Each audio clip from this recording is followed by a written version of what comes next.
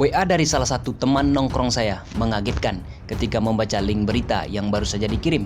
Benar saja, isi beritanya tentang Imam Besar Muhammad Habib Rizik Syihab kembali ditersangkakan oleh kepolisian. Ada dua pasal yang digunakan sebagai dalil yuridis untuk menjerat HRS yang selama ini dikenal lantang menunjukkan posisi oposisionalnya terhadap pemerintahan. Pasal itu adalah pasal penghasutan 160 KUHP dan pasal melawan petugas 216 KUHP. Dua pasal ini juga kerap digunakan oleh kepolisian ketika menghadapi aktivis yang melakukan demo-demo di berbagai tempat di Indonesia.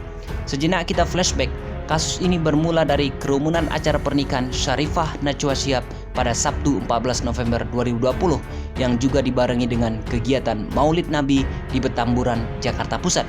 Pihak penyelenggara juga sudah membayar denda sejumlah 50 juta rupiah atas pelanggaran PSBB akibat membludaknya orang-orang yang hadir tanpa diundang.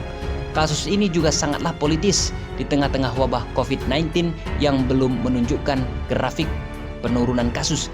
Jika sasarannya adalah penegakan protokol kesehatan, maka ada kerumunan lain yang juga harus ditindak jika benar-benar law enforcement ingin ditegakkan.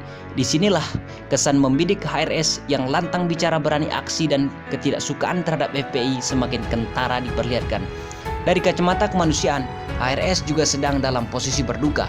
Buntut penguntitan yang dilakukan oleh pihak kepolisian telah menyebabkan 6 laskar FPI meregang nyawa di tol Jakarta Cikampek.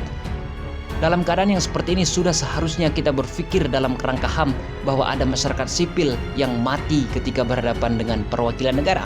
Peristiwa tersebut bisa saja berubah menjadi pembalasan dalam bentuk yang lain jika polisi tidak jujur dengan peristiwa yang sebenarnya. Ada baiknya HRS dan FPI didengar dan dibina tanpa harus terus-menerus dihadapkan pada aparat agar tidak menimbulkan gejolak api perlawanan pada eskalasi yang lebih besar. Jika ini dibiarkan, atensi dan dukungan terhadap FPI akan semakin membengkak. Posisi ini tentu akan meruntuhkan kepercayaan masyarakat terhadap pemerintah di tengah-tengah laju demokrasi yang sedang mengalami tren penurunan. Usulan Cak Nun agar pemerintah berdialog dengan HRS adalah pendekatan elegan yang harus dilakukan. Pemerintah jangan kalah oleh hasutan buzzer yang tak ingin HRS dan FPI duduk rekonsiliasi di istana dengan Pak Jokowi. TNI dan polisi juga harus diingatkan bahwa ada tugas yang lebih besar dari sekedar melakukan serangan terhadap HRS dan FPI semata. Selain tak elok, juga tak seharusnya memukul anak bangsa dengan cara berlebihan, mengingat HRS dan FPI bukan teroris yang mengancam keutuhan negara.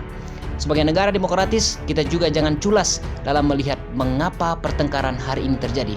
Tindakan HRS dan FPI adalah ekses dari ketiadaan parpol oposisi yang kuat di parlemen. Akibatnya, kebijakan yang dihasilkan dalam satu warna menimbulkan dampak, di mana rakyat akan mencari wadah alternatif untuk menyampaikan aspirasi. Parpol juga harus berbenah, jangan terus-menerus mengurusi pasukan anak di parlemen hanya untuk tujuan kekuasaan semata. Jadilah bagian dari parlemen yang merdeka, bersuara untuk dan atas nama rakyat, bukan untuk partai politik yang hanya dikuasai lalu lintas kepentingan-kepentingan. Jika Anda bagian dari parlemen yang bertanggung jawab, maka sudah saatnya Anda menjatuhkan talak 3 terhadap kuasa partai yang suka ngerjai rakyat itu.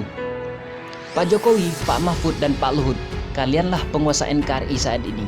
Mulailah bicara dari hati. Sungguh kekuasaan tak membuat Anda gagah dengan bungkam melihat kematian dan penggunaan kekerasan yang sering diperlihatkan.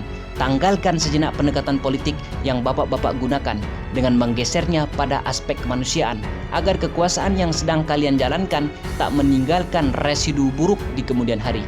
Jangan ada lagi kriminalisasi terhadap ormas-ormas manapun. Anggaplah mereka sebagai anak nakal yang sedang bertumbuh mencintai NKRI dengan jalan yang berbeda. Kita juga sudah bersepakat bahwa Pancasila sudah final sebagai jalan bernegara dan jalan berbangsa. Jika kita memilih demokrasi, maka jangan juga halangi pikiran alternatif yang disuarakan oleh anak-anak bangsa. Jika masih saja kita keras-kerasan dan tak mau mendengarkan, sudahlah, angel wes.